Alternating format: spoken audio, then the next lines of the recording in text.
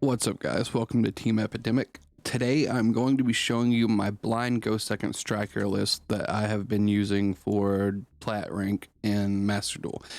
I do feel bad that I'm only getting you this deck list right before the season ends, but I didn't play Master Duel a lot this season because I've been grinding the TCG and getting ready for events that are about to happen. But I did join and make sure I get to plat 1 right in crunch time, right when it matters.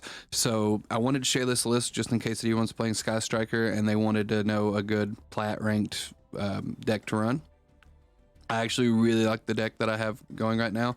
There's so many good cards you can put in a striker list on here that it's so hard to choose.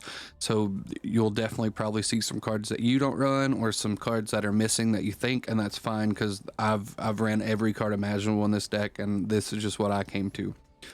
So to start off, I do run some hand traps, of course, because it is a blind go second. I have the 2 Veiler. The third one was okay, but I didn't feel like it was needed. These are mainly in here just for the access code Celine climb up that I'll explain. The 3 Maxi, which is just the best hand trap in the game. It is so strong. I can't believe OCG get to play with this card every day. I would love it. I would love it if this was in our format.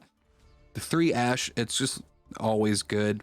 It will always be a good viable option. It hits every deck, no matter rogue, no matter meta. Like, there's always something Ash can do. That's it for the monster hand traps. I do have the 3 Imperm down here as well. I wish Master Duel would let me like organize the cards so I could actually get a proper organized list going, but we'll jump around. I hope that's okay. I do run the 3 Ray and 1 Rose. I know people are used to running like 2 Rose for max consistency. That's okay, but for blind second, I don't think it's really needed, and Rose loses a lot to certain things. But with 2 Engage, and of course the Rhoda and the Hornet drones, and the 3 Ray and the 2 Ares Zero, like the consistency is there, especially with the added boost of Maxi. So I think you can definitely get by with just 1 Rose. If you wanted to run the Rose, I'm sure you can find something in here to change out for that. The 1 Feather Duster, just because it's a great card, especially in a blind go second deck, just being able to wipe the whole back row. I also run the 2 Cyclones. I was running Lightning Storms. I swapped to the Cyclones just because I was seeing a lot of Eldritch, and I got Imperial Order flipped on me a few times, and Anti-Spell flipped on me a few times, and Lightning Storm loses out pretty hard to that. So I just needed an answer to that card that I could chain in response. So I just went with the Cyclones. I was running 3 instead of one of the Area Zeros, and it felt really good. Sometimes I'd see it too much. Sometimes, I wouldn't. It's just one of those things. But 2 feels good, especially with the Feather Duster. And it also lets you kind of force out the Revolt, and they just have to chain it, and then you don't have to worry about something getting banished. So the card definitely comes up, and I feel like 2 is the proper number for not knowing what you're going against. I run the 3 mind control. It blows my mind that OCG has 3 mind control still, especially with like link climbing just being so many strong link 2s in this game, like Needle Fiber or Halky Fabrics, whatever you call it. So I definitely, this card just performed. I had forgot about it, and the striker list I was running last season didn't have it in it. And then I remembered, I'm like, oh, they have 3. So I put these in, and I was stealing Zeus's all the time. Like, they'd make a Zeus, I would just take it and like board blow. Like, they'd have this big board, and I would nuke it with their own monster, and then I would link that off to like a Zeke, or I would send it with Area Zero, or I would send it with multi-roll, and it just felt so good. There also the Utopic Future monster, I took that a lot, and then I would use their own negate against them, because you can't attack with it or you can't tribute it, but you can still use the monster effects. So if they made a negate that, like a monster negate, I would take that, and then I would have like I would hit like Maxi once, I hit Ash. It was great. So of course the Rhoda for consistency, another Ray or Rose, whatever you need to see, and puts a spell engrave. I do have the terraforming for the Area Zero, and the 2 Engage. It's nuts that OCG get to play with 2 Engage. I know they only have 2 Widow Anchors, but I feel like that's a really good trade-off because this adds so much consistency to the deck that it's nuts. I only have 1 Afterburner in here right now. I actually did miss the second one a lot, so if you want to find room, like maybe cut one of the Area Zeros, put another Afterburner in, or cut the terraforming if you're worried about seeing the Area Zero before you see the terraforming. definitely wouldn't be against that, because especially with the one Kagari, you would get the afterburner and use it, and then your Kagari would be used so quick to either grab a Widow or grab an Engage, and you would just have to pick. And of course, you can multi-roll it, but then as soon as you use it the second time, it's gone. So again, I could definitely see the argument for running 2 Afterburner. It's such a good card, especially when you have 3 spells in the grave. I just felt like I had enough board breaking stuff to try it at 1, and the deck definitely performed with it at 1, but that's not to say 2 wouldn't be correct. Now, I know Dark Ruler isn't everyone's favorite card. Some people prefer droplets. For blind second, Dark Ruler was actually such a good card because it didn't matter what board they made. If it was a spell or trap negate monster that could have outed the droplets, or without having to commit to losing resources for the droplets, it was just so good to just be able to turn any board off no matter what they made. And even if it was just one monster, it was an even trade, whereas like if you have to droplets one monster, you're losing a card. So it kind of felt bad to run droplets sometime, even though I know droplets is a hell of a card. So run whatever you think's best. For me, I really enjoyed the Dark Ruler, and also this is mainly in there for Drytron, because I saw that deck a lot, and when they would put up Herald and I could just Dark Ruler it and get to play for free, I mean, most of the time I wouldn't even get to finish my hand before they would quit the duel. So any card that can make your opponent just quit is so good. It kind of reminds me of Maxi, like when you just throw it and they either stop making their board or they just fully commit and you have 13 cards in your hand. It just felt really strong. I have the 2 Area 0 and 1 Terraforming. I've tried this at every ratio, and honestly, I think anything's fine. If you want max consistency, you can run the 2 Area 0 with the 1 Terraforming. If you just want to run 1 Area 0, I also think that's fine, because there's not an insane amount of striker targets in here. I mean, there's a lot of multi-rolls. There's only the 2 Widow. So it will miss quite a few times. It is just extra consistency to get to your array, and with mind control, it actually, feels pretty good to have the Area 0, just be able to mind control and then send it away and add a striker card. So I can definitely see the argument for each. If you wanted to put Lightning Storms back in, you can cut this, which I was running the Lightning Storms. I ended up going with the Cyclones, just because I fought against a lot of Eldritch, and they would just flip the Imperial Order.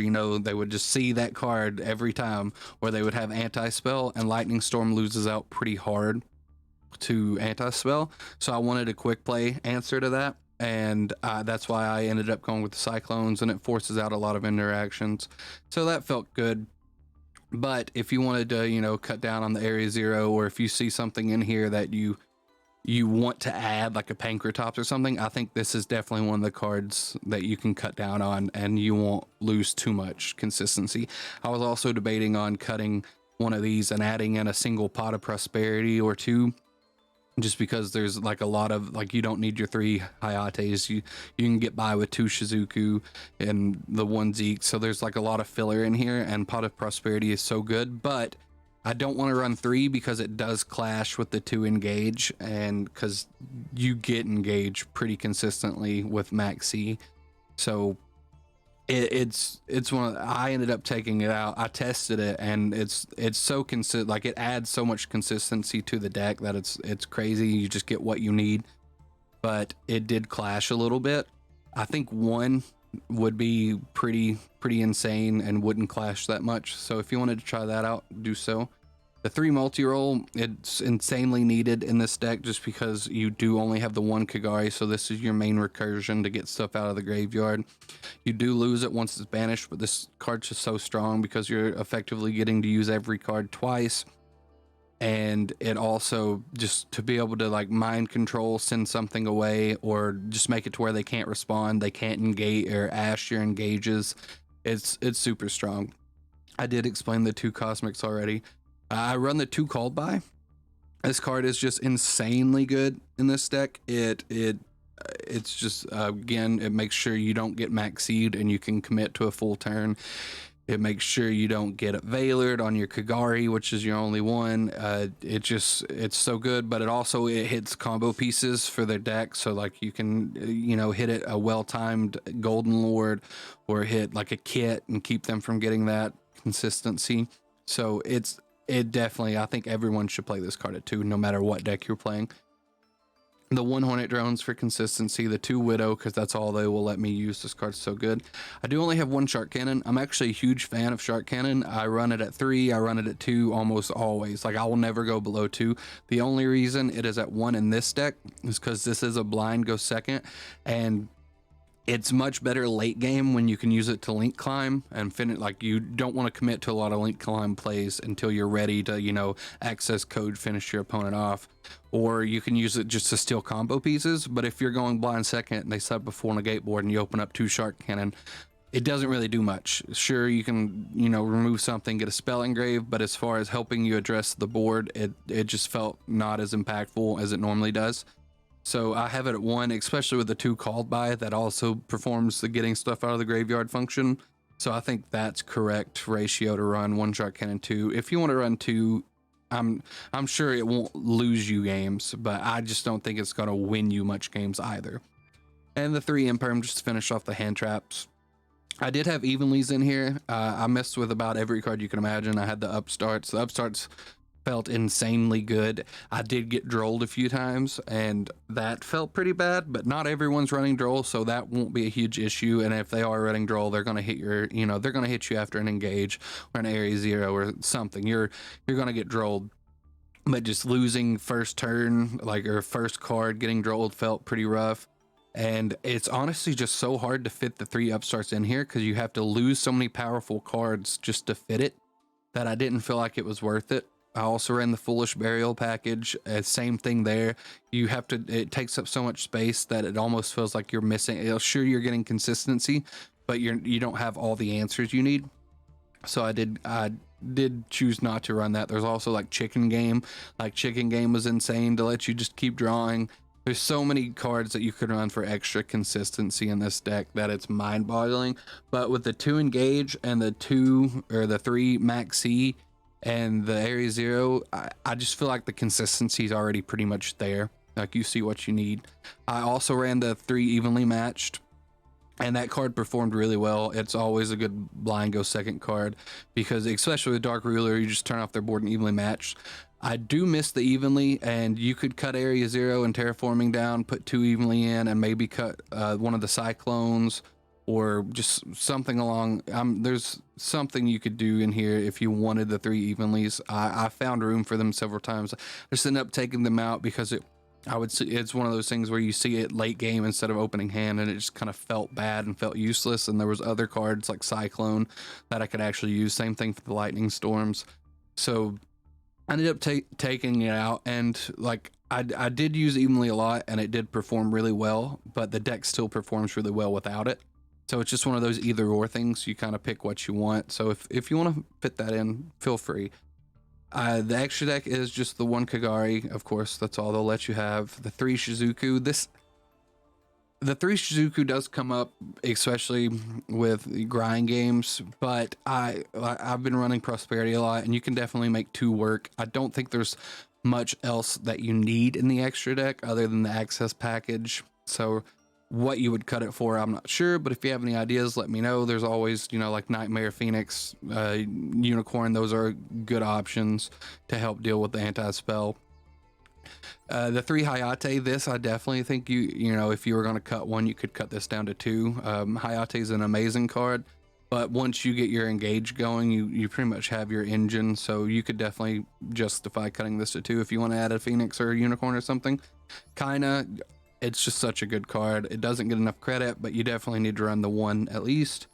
Needle Fiber, this is for the Effect Veiler combo. So basically you can mind control any of their tuners, you can mind control one of their monsters, summon your Ash, or you can Shark Cannon something. Just get 2 monsters on the board, one of them being a tuner. You summon your Needle Fiber special Effect Veiler from the deck, then that goes into Selene specials Effect Veiler from the graveyard, and then you have your access code with the link 3, so it's 5300 attack. And Striker normally does 3k on its first turn with your, you can get a ray attack and then a Hayate. So like second turn, you can pretty much do an OTK if you can get this combo to pop off. It's really strong.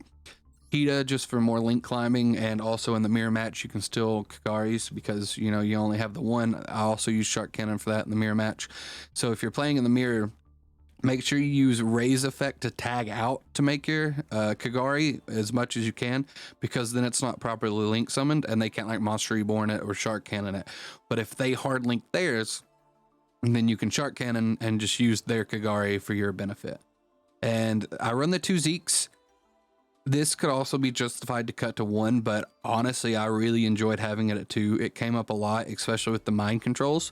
It just gave me a really good answer for a lot of cards. I know one game I had to go into the Hornet drones and then Kagari it back and then make 2 and then make the Zeke just to get rid of a card off the board, just to have an answer.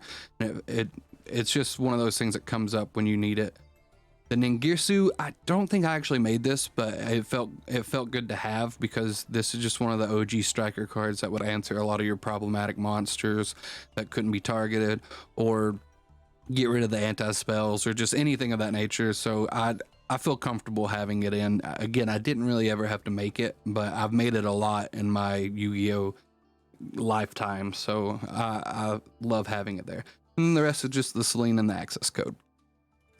So let me know what you guys think about this profile. Again, it is tried and true. I put it to the test and it performed excellent. I think last night we dueled for like 4 hours, from Plat 1 to from Plat 5 to Plat 1, and we only lost a couple, and that was just bad hands, or if they flipped the IO and we didn't see an out. So the deck definitely performs. Again, there's many cards, almost too many cards that you can choose from, with the upstarts and the prosperities and the lightning storms and the evenly matched, and there's the Pankratops. There's just so many good cards for Striker in this format, especially going second. So let me know the biggest card you think I should be running that I'm not. And I feel like I've addressed them all, and I've stated my love for each and every one of them. It's just through testing, I felt like this was the best consistent ratio to do what I did. The Herald of Abyss, or not Herald of, the number 86 Rongo mini ad deck, I didn't face it a lot. I know the Phantom Knights and stuff are making it, and I had answers when I did see it with Ash and Valor and Imperm and the Maxi, so I would prevent it from being made. But if you're worried about that, this does answer it. I remember in the TCG when we actually had to play against that format with like Goki and Warrior Link, that I would run Blind Second Striker with this card in it at 3, and it was pretty much the only deck at the time that could beat that deck, because it doesn't affect the monster. It is the whole kind of affects the player adage, even though that's not correct terminology.